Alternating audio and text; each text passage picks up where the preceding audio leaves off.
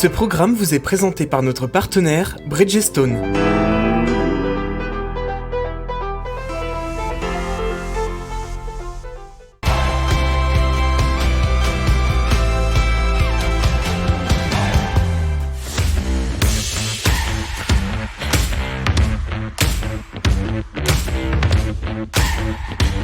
Ah, je suis content, j'ai retrouvé Matt. On a retrouvé la Tiger. Mais cette fois, c'est pas comme à Milan. Ouais, je préfère le coloris quand même. Oui, c'était un peu un proto camouflé. Là, ouais, enfin, on voit le patchwork, toutes les technos. Alors, est-ce que tu t'es trompé sur ce que tu annonçais? Alors, je me suis trompé sur certaines choses et j'ai eu raison sur d'autres. Vas-y. Donc, déjà, celle où je me suis trompé, c'est le débattement. Je me suis peut-être un peu enflammé.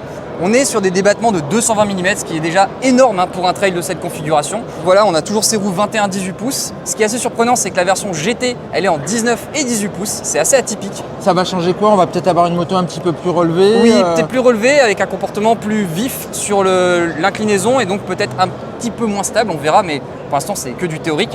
Elle va être bientôt essayée sur Motor Live d'ailleurs. Tu t'étais trompé sur autre chose? Non, sinon globalement, on n'avait pas fait trop d'autres erreurs et ça, c'est chouette. Parce que franchement, elle est vraiment comme on l'imaginait. L'écran, par contre, ça fait plaisir de le voir en vrai. C'est l'écran TFT de 7 pouces. Alors moi, je croyais que c'était beaucoup plus grand. Ouais, mais non, il y a beaucoup de bords noirs. Il y a des bords noirs. On n'avait pas vu ça, la détection d'angle mort. Non, par contre, ça, ils l'avaient pas mis sur le prototype parce que directement, on aurait grillé. Ouais. Et donc, on n'avait pas vu ce gros radar à l'arrière. On va pas se le cacher. Je trouve que l'intégration, esthétiquement, ils auraient pu faire peut-être un peu mieux. Là, je sais pas pourquoi je peux passer ma main en fait. Mais non, mais c'est pour que tu mettes ton petit baluchon. Vraiment, je comprends pas pourquoi ils ont fait comme ça. Bon, soit. Et tu parlais de GT, en fait, c'est toute une famille qu'on a aujourd'hui. En gros, ils ont décliné donc deux versions, comme sur la 900. La GT axée sur la route et la Rally axée pour le tout-terrain. Donc, ce qui les distingue surtout, c'est cette route 21 et les débattements de suspension vraiment plus importants. Et après, on a pour chaque version la Explorer, qui est une version avec un réservoir de 30 litres qui permet d'atteindre dans les 600 km d'autonomie, ce qui est assez énorme pour le coup.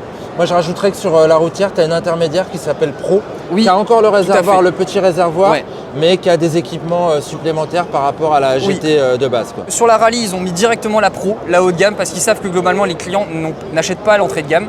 Et pour la GT, par contre, ils ont quand même gardé une entrée de gamme pour faire un prix d'appel. Mais on va pas se le cacher, les gens, encore une fois, vont prendre la plupart du temps la Pro.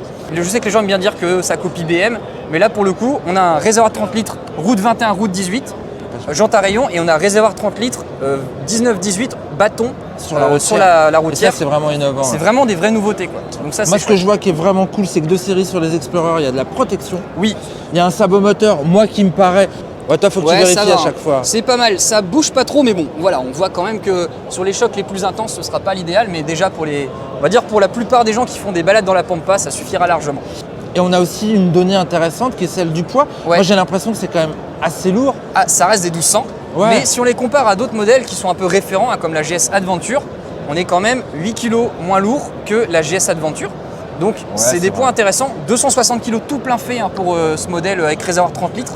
Et 240 kg tout plein fait pour le modèle avec le réservoir de 20 litres. D'accord. Donc bon, ça fait des spécifications intéressantes, même si ça sera jamais aussi léger qu'un mid-size, comme une Tiger 900 ou celle que tu as testée récemment avec la Touareg. Tu monterais pas dessus pour voir un petit peu comment on est? Alors ça, par contre, c'est un petit peu ma surprise. 875 mm pour la plus basse.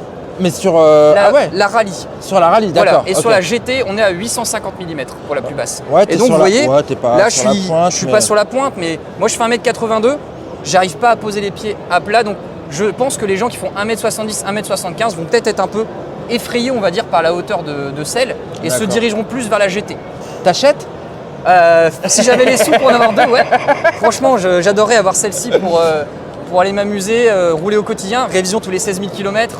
Enfin vraiment, elle est taillée pour emmagasiner de la route. Quoi. Le thrilling sur le cardan, ça a l'air génial. Ça a l'air pas mal. Hein. En tout cas, Matt, prochains essais sur la chaîne Motor Live et sur Motoservice, mais également sur ta chaîne à toi. Tout à fait, puisque je vais pouvoir aller l'essayer aussi avec les autres journalistes. C'est dans très bientôt, 2 semaines tout au plus. C'est ça. À très vite.